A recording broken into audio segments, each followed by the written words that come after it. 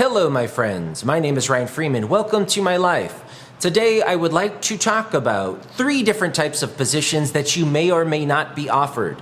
Should you go through the application process and get hired by a recruiter and they want to know which type of position is suitable for you. I was given 3 different options from my recruiter. I'm going to talk about each one of those.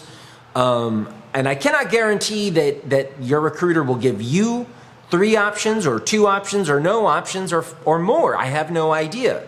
It probably depends upon the schools that they represent as well as just what is needed at that specific time. But I was given 3 different teaching options, 3 different options that I will talk about some of the benefits as well as the negatives of each one from my perspective. I haven't been teaching in Taiwan for all that long. I mean, I literally got here last September, less than an entire school year. But I have talked to other teachers, I've learned from their experience. I work in an office with teachers who do different things. And so let's go ahead and get into this.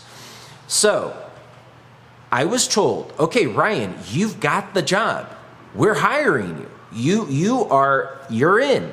I did the interview, I did the demo video, and I was in. My recruiter asked me.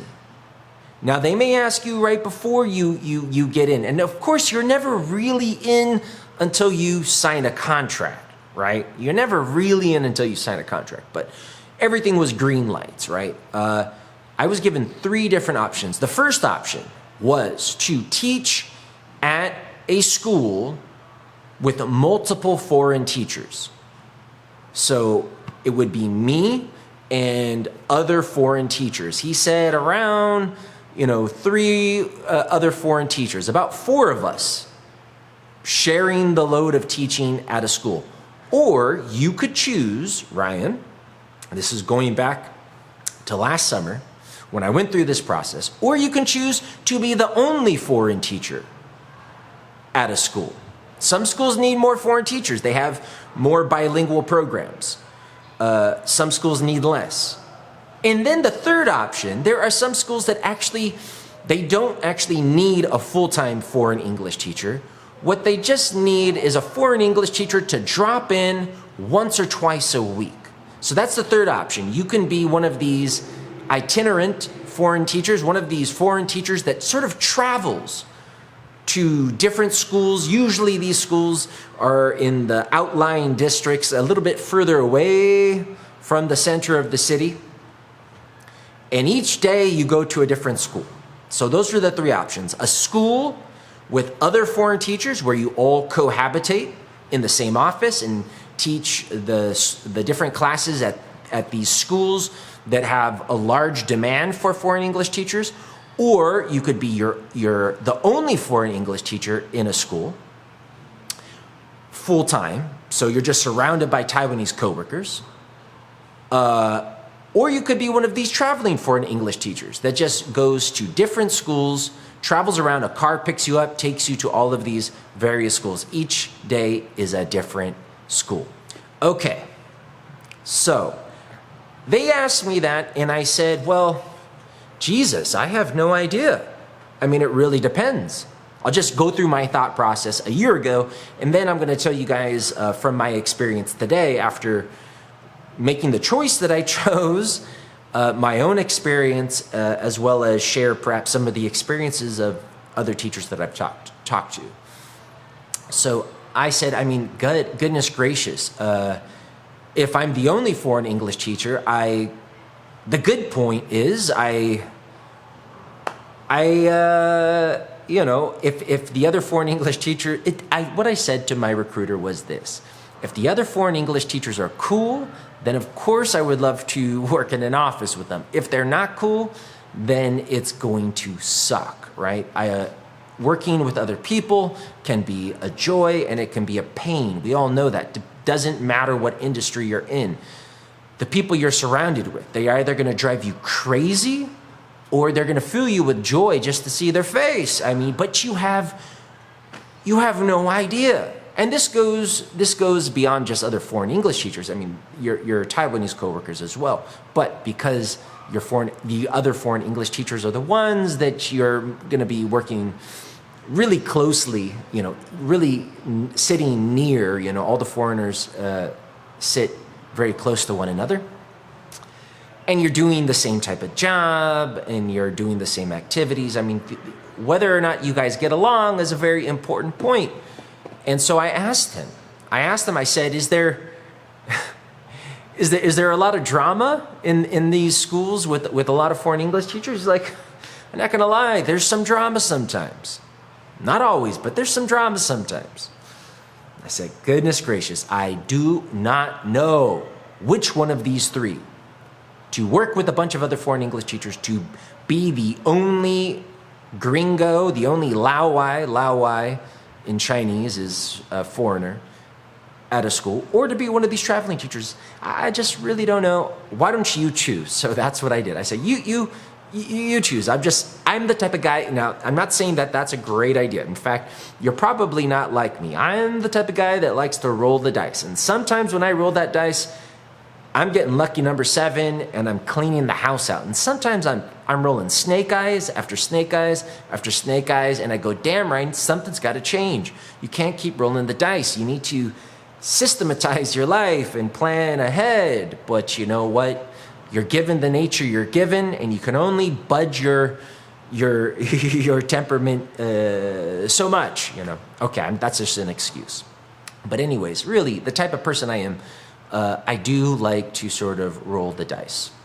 And so I said, you choose. Well, I ended up at a school with a lot of other foreign teachers. There are 2 others, that's me and 2 others, so 3 of us that have the same job at this school. There is another foreign teacher who's in the second office. He does a lot of administration. He teaches some classes. He's on a completely different level than the 3 options that I'm talking about. And then there are 2 of the traveling teachers that have their office in our office. So there's actually 5 of us sitting in an office together, with 1 up on the 2nd floor. But those 2 traveling teachers are, for 75% of the week, I mean, they're out, or maybe more or less, depending upon their schedule, they're out going to other schools. So I will say,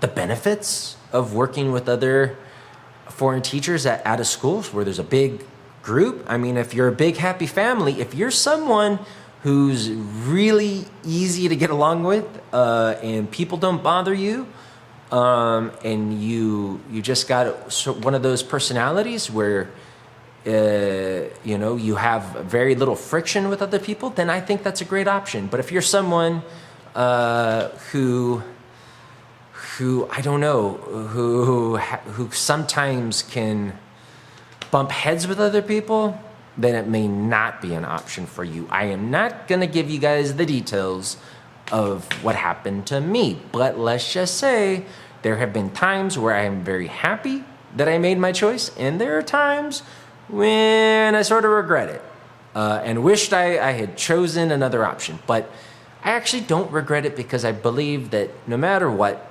even the bad decisions, you learn something from it.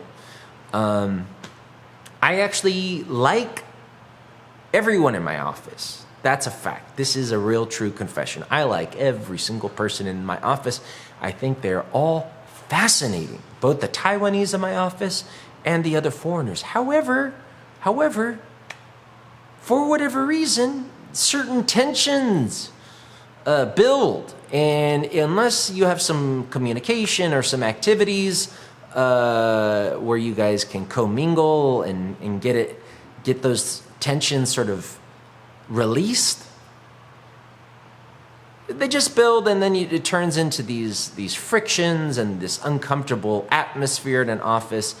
And I don't know if I'm just not suited for the office atmosphere or what it is, but let me just say that office life is not easy.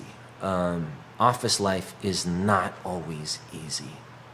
Let's just say that. of course, I can't go into all the details. That would be a whole can of worms. But I made my decision, and it has been good at times and very difficult at other times. I have asked my recruiter, who I actually is in my office. I talked to them, and I said, well, so other foreign teachers, would you say that most of them are happy by working in an office with multiple other foreign teachers, or do you find more happy teachers for the ones that go solo at their own school? And he said solo. So it's not just me. In fact, the previous cycle of foreign teachers, because that is one thing, I think that there is quite a lot of turnover at some of these schools. The previous cycle of teachers, there was an American woman and a South African woman sitting next to each other, and they didn't talk. They didn't like each other.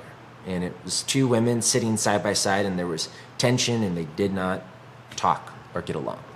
So I think just human nature, whatever the enterprise is. I mean, I'm reading this fantastic book, which I cannot wait to bring the book review to you. But as soon as anything crops up, I mean, usually there's that honeymoon phase. Everyone's excited. We're all on this adventure together.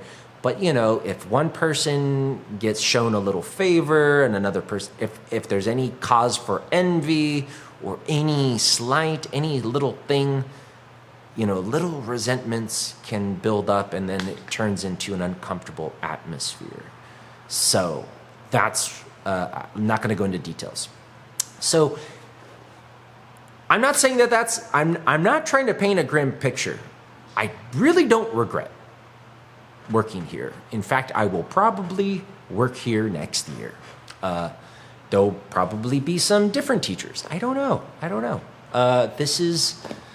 Perhaps this is something I need to learn, how to get along with people.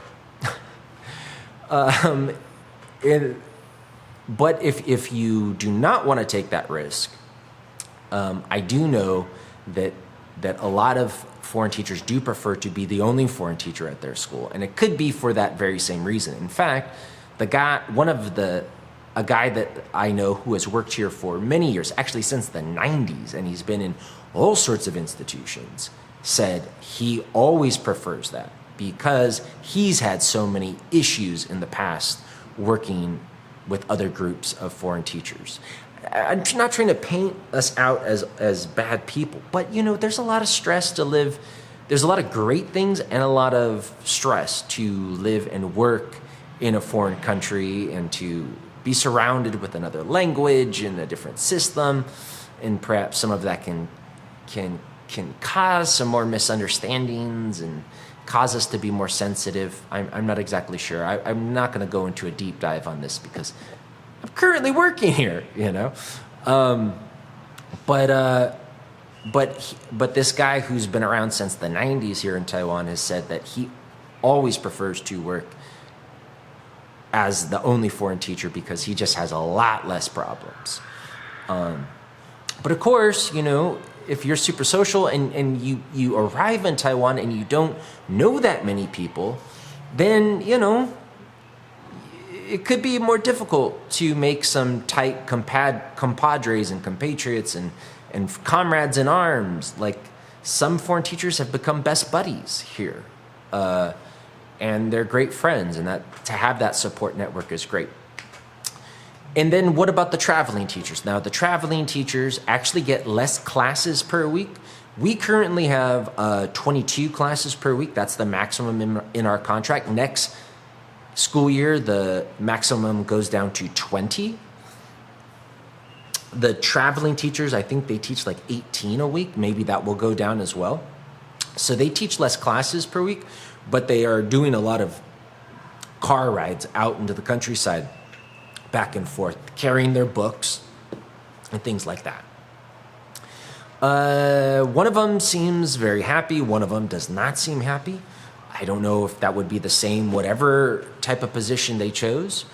But I find that position very intriguing. In fact, if I were to go back in time, I might have chose that as my first school to work at, simply because you get to see lots of different schools, get to see the different atmospheres.